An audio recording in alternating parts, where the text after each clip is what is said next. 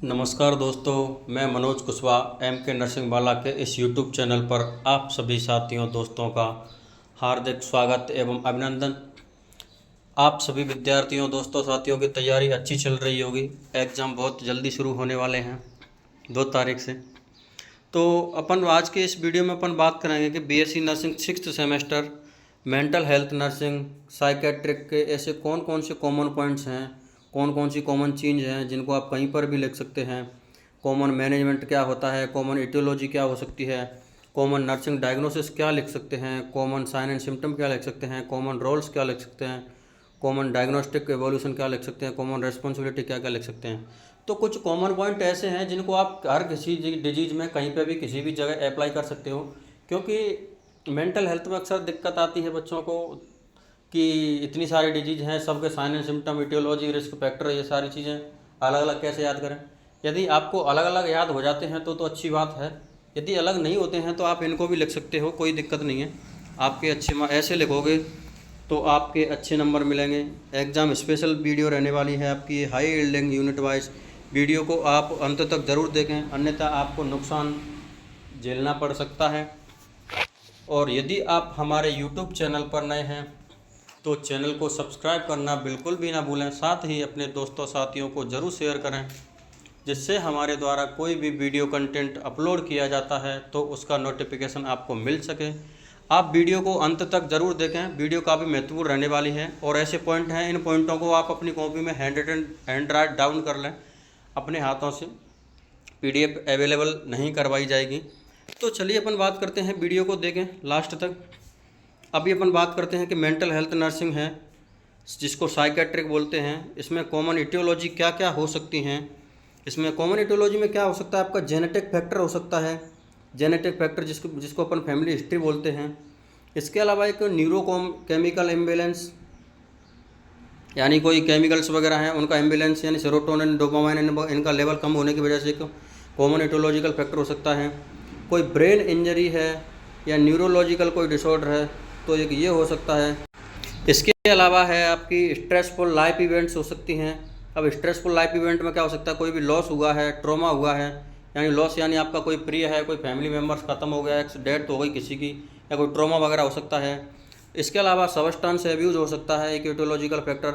इसमें alcohol, drugs आ जाएगी। Personality traits हो सकते हैं, पर्सनैलिटी से संबंधित लक्षण वगैरह हैं, कैरेक्टरिस्टिक क्या हैं वो हो सकते हैं।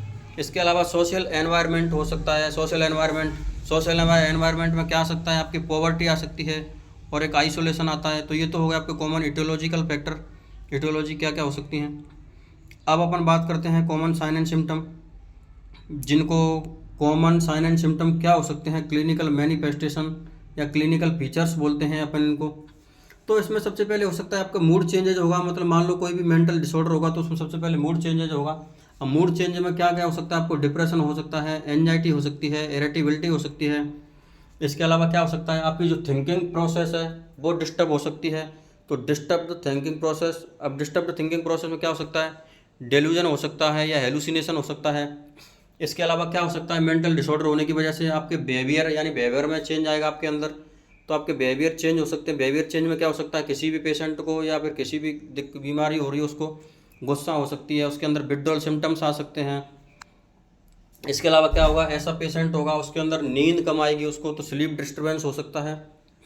लॉस ऑफ इंटरेस्ट, यानी किसी भी चीज़ में काम करने का इंटरेस्ट, जिसको एनेडोनिया बोलते हैं। पुअर कंसंट्रेशन एंड मेमोरी, यानी कंसंट्रेशन पुअर हो जाएगी और मेमोरी भी कम हो जाएगी। सुसाइडल थॉट और सेल्फ हार्म, यानी ऐसे पेशेंट जिनको इसमें क्लिनिकल फीचर से सुसाइडल थॉट्स हो सकते हैं, खुद को हार्म पहुंचाना। इम्पेयर्ड सोशल फंक्शनिंग, यानी सोशल फंक्शनिंग है उनका इम्पेयर्ड वगैरह होना, ये भी एक कॉमन साइन एंड सिम्टम हो सकता है। ये साइन एंड सिम्टम, ये सारी चीज़ें हैं ना, ये ऐसी चीज़ें हैं इनको आप कहीं पे भी किसी भी डिजीज में लिख सकते हो। आप स्पेसिफिक लिख दो वो तो अच्छी बात है, यदि स्पेसिफिक आप नहीं लिख पाते हो तो इनको लिख दो, तो आप आराम से काम हो जाएगा आपका। अब अपन बात करते हैं common diagnostic evolution. Common diagnostic evolution क्या क्या हो सकता है, मेंटल स्टेटस एग्जामिनेशन हो सकता है जिसको एमएसई बोल सकते हैं। साइकेट्रिक हिस्ट्री टेकिंग, यानी साइकेट्रिक की मेंटल की हिस्ट्री टेकिंग क्या है, हिस्ट्री टेकिंग अपन कर सकते हैं। फिजिकल एंड न्यूरोलॉजिकल एग्जामिनेशन हो सकता है। इसके अलावा साइकोलॉजिकल टेस्ट हो सकता है। साइकोलॉजिकल टेस्ट में IQ टेस्ट है, पर्सनैलिटी टेस्ट हो सकता है आपका। इसके अलावा ब्लड टेस्ट हो सकता है। ब्रेन इमेजिंग में क्या क्या हो सकती है, CT MRI यदि आवश्यकता है तो। इसके अलावा DSM-5 ICD-10 क्राइटेरिया, ये भी एक हो सकता है diagnostic criteria. Lab test to root cause और find out of organic cause, यानी ऑर्गेनिक कॉज को फाइंड आउट करने के लिए लैब टेस्ट वगैरह भी कर सकते हैं अपन। तो ये कॉमन डायग्नोस्टिक एवोल्यूशन हो गए।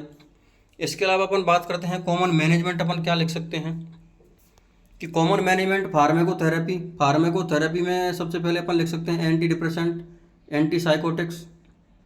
साइकोथेरेपी में CBT थेरेपी, काउंसलिंग दे सकते हैं। इसके अलावा ECT इलेक्ट्रोकन्वर्जन थेरेपी है, आपको ये दे सकते हैं। बिहेवियर थेरेपी दे सकते हैं, रिहेबिलिटेशन थेरेपी दे सकते हैं, फैमिली थेरेपी दे सकते हैं, लाइफ स्टाइल मॉडिफिकेशन या स्लीप डाइट या एक्सरसाइज। अपन कॉमन मैनेजमेंट में ये सारी चीज़ें ये दे सकते हैं।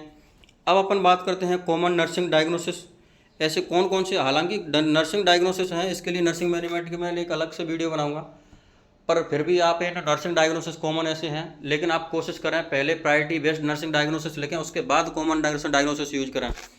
तो एक कॉमन नर्सिंग डायग्नोसिस एक एंजाइटी हो सकता है, डिस्टर्ब्ड थॉट प्रोसेस है, यानी डिमेंशिया डिलीरियम है तो उस डिजीज में थॉट प्रोसेस है वो डिस्टर्ब हो सकती है। रिस्क फॉर सेल्फ हार्म या सुसाइड हो सकता है। सोशल आइसोलेशन लिख सकते हैं अपन common nursing diagnosis. Impaired communication, यानी कम्युनिकेशन इम्पेयर्ड है, यानी कम्युनिकेशन में कोई दिक्कत हो रही है तो उस वजह से हो सकता है। स्लीप पैटर्न डिस्टर्बेंस हो सकता है। इनइफेक्टिव कोपिंग मैकेनिज्म हो सकती है। लो सेल्फ स्टीम हो सकती है। ये नर्सिंग डायग्नोसिस ऐसे हैं कि आप इनको कहीं पे भी कैसे भी लिख सकते हैं, लेकिन कोशिश करें कि डिजीज के अकॉर्डिंग पहले 2-3 नर्सिंग डायग्नोसिस प्रायोरिटी बेस लिखें, उसके बाद कॉमन नर्सिंग डायग्नोसिस लिखें। अब अपन आगे बात करते हैं कॉमन रोल्स कि कॉमन रोल्स क्या लिख सकते हैं। कॉमन रोल ऑफ नर्स अपन क्या लिख सकते हैं, assessment of the patient condition, यानी पेशेंट की कंडीशन को असिस्ट करना है। बिल्ड थेराप्यूटिक रिलेशनशिप, यानी थेराप्यूटिक रिलेशनशिप है वो आपको बिल्ड करना है, यानी जो, और एडमिनिस्ट्रेशन ऑफ मेडिकेशन, यानी डॉक्टर के द्वारा फिजिशियन के द्वारा जो भी मेडिकेशन प्रोवाइड की गई हैं उनको एडमिनिस्ट्रेट करना। मॉनिटर साइड इफेक्ट, यानी साइड इफेक्ट को मॉनिटर करना। प्रोवाइड इमोशनल सपोर्ट या साइकोलॉजिकल सपोर्ट, इमोशनल और साइकोलॉजिकल सपोर्ट प्रोवाइड करना है, ये रोल ऑफ नर्स हो सकता है। इसके अलावा health education to patient and family, patient है और उसके फैमिली मेम्बर्स हैं तो उनको हेल्थ एजुकेशन देना भी एक रोल ऑफ नर्स हो सकता है।